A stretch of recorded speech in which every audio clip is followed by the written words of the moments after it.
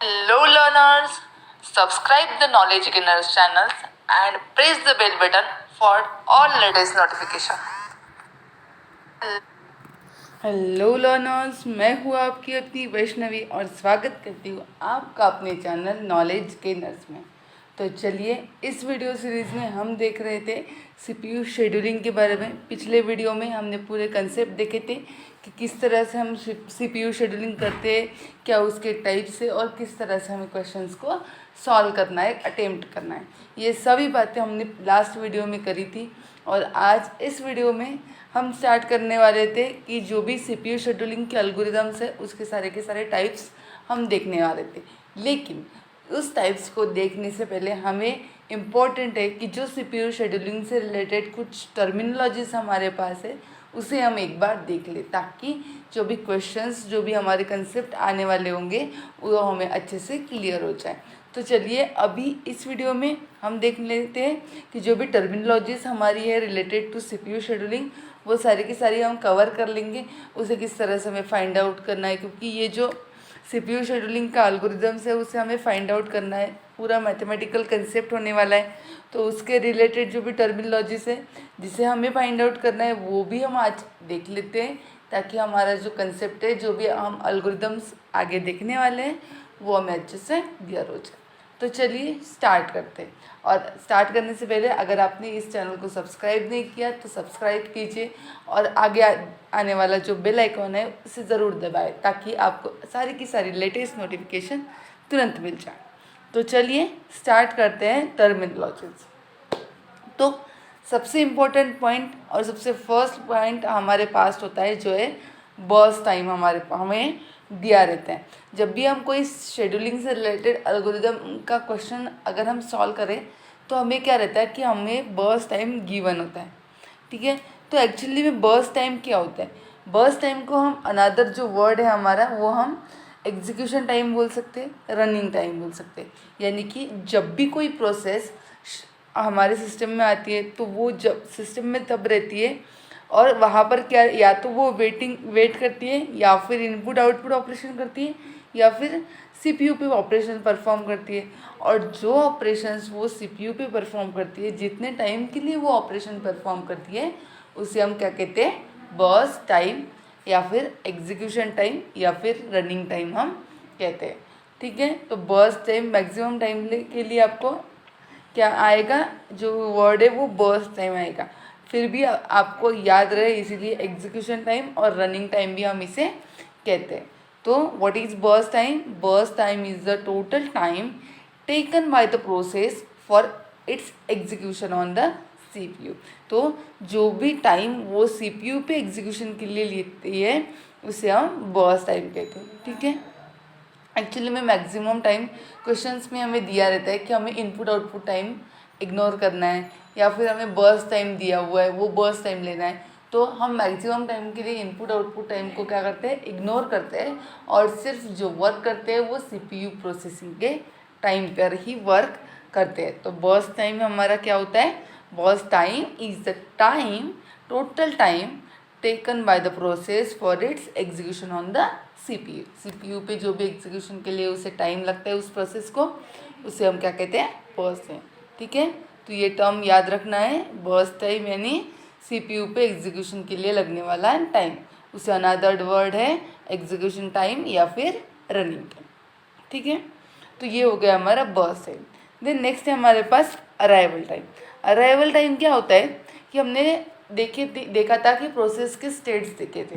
ठीक है, जब प्रोसेस के स्टेट्स हमने देखे थे तो वहाँ पर हमारा एक स्टेट था रेडी स्टेट। ठीक है, तो जब भी कोई प्रोसेस रेडी स्टेट में आती है तो उस टाइम को हम क्या कहते हैं? अराइवल टाइम कहते हैं। जब भी कोई प्रोसेस, जो भी उसका प्रोसेसिंग बाकी का जो भी वर्क होता है वो कंप्लीट हो जाता है और वो जो एंटर करती है रेडी स्टेट में फॉर इट्स एग्जीक्यूशन, तो उसे क्या कहते हैं हम? अराइवल टाइम, यानी कि आने का टाइम। जो भी क्या बोलते हैं हम, प्रोसेसर के पास प्रोसेसिंग के लिए, यानी कि सीपीयू के पास प्रोसेसिंग के लिए जब भी कोई प्रोसेस आती है तो वहाँ पर वो रेडी स्टेट में आती है। ठीक है, तो इसे ही हम क्या कहते हैं? अराइवल टाइम कहते हैं। Arrival time is the time when a process enters into a ready state and is ready for its execution. जब भी वो कोई प्रोसेस एग्जीक्यूशन के लिए रेडी हो जाती है तो वो रेडी स्टेट में एंटर होती है, और जब वो रेडी स्टेट में एंटर होती है उस टाइम को हम क्या कहते हैं, अराइवल टाइम, एंट्री टाइम हम कहते हैं। ठीक है, तो बर्स्ट टाइम समझ में आ गया, अराइवल टाइम समझ में आ गया। अब नेक्स्ट है हमारे पास एग्जिट टाइम। एग्जिट टाइम यानी कि उसके वर्ड में ही सब कुछ हमें समझ में आ रहा है। एग्जिट यानी जब भी प्रोसेस उसका जो एग्जीक्यूशन है वो कंप्लीट करके सिस्टम से आउट हो जाती है तो वहाँ पर उसे हम क्या कहते हैं, एग्जिट टाइम हम कहते हैं। Exit time is the time when a process completes it's execution and exit from the system. जब भी वो कोई प्रोसेस अपना पूरा का पूरा एग्जीक्यूशन ख़त्म कर लेगी और सिस्टम से आउट हो जाएगी तो उसे क्या कहते हैं, एग्जिट टाइम हम कहते हैं। ठीक है, when process completes it's execution and exit from the system. ठीक है, बर्स्ट टाइम समझ में आ गया, अराइवल टाइम समझ में आ गया, एग्जिट टाइम। बर्स्ट टाइम यानी एक बार रिवाइज कर लेते हैं। बर्स्ट टाइम यानी जो भी प्रोसेस किसी प्रोसेस सीपीयू पे एग्जीक्यूशन के लिए जितना टाइम लेती है उसे हम कहते हैं बर्स्ट टाइम। नेक्स्ट है अराइवल टाइम। कोई भी प्रोसेस जब रेडी स्टेट में एंटर होती है तो वहाँ पर जो टाइम होता है उसे हम क्या कहते हैं, अराइवल टाइम। देन कोई भी प्रोसेस अगर उसका प्रोसेसिंग कंप्लीट करके सिस्टम से आउट हो जाती है तो उसे हम क्या कहते हैं, एग्जिट टाइम हम कहते हैं। ठीक है, बर्स्ट टाइम हो गया, अराइवल टाइम हो गया, एग्जिट टाइम भी हो गया।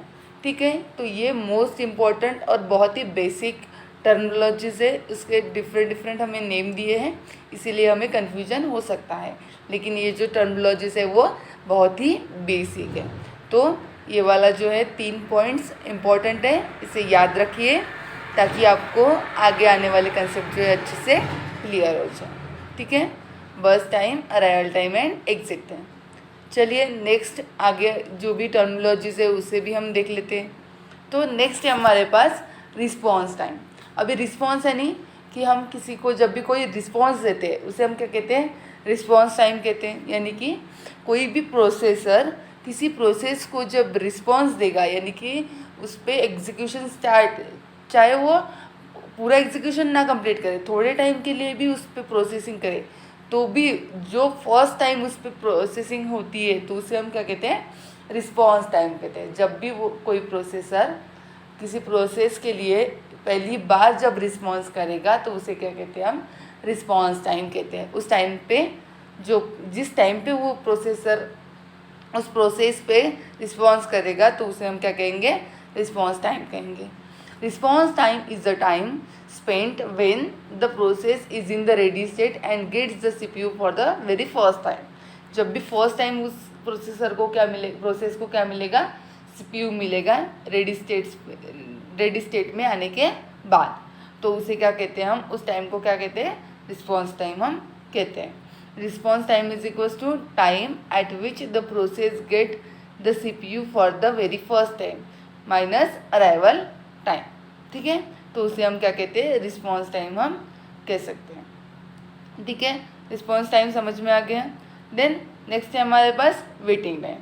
वेटिंग टाइम हम किसे कहते हैं कि अगर कोई प्रोसेस रेडी स्टेट में आ गई, वो एग्जीक्यूशन के लिए रेडी है, लेकिन उस प्रोसेस को क्या है, प्रोसेसर यानी सीपीयू हमारा नहीं मिल रहा है, तो जितने अमाउंट ऑफ टाइम के लिए वो प्रोसेस रेडी स्टेट में रहेगी उतना अमाउंट ऑफ टाइम हम क्या कहते हैं, वो प्रोसेस ने क्या किया, वेट किया, तो उसे ही हम क्या कहते हैं, वेटिंग टाइम कहते हैं। Waiting time is the total time spent by the process in the ready state waiting for CPU. कोई प्रोसेस अगर सीपीयू के लिए वेट कर रही है और जितने अमाउंट ऑफ टाइम के लिए वो वेट करेगी उसे क्या कहते हैं, हम वेटिंग टाइम कहते हैं। रेडी स्टेट में आने के बाद जब वो प्रोसेसर के लिए वेट करेगी तो जितना भी टाइम उसे लगेगा तो वो हो गया हमारा वेटिंग टाइम।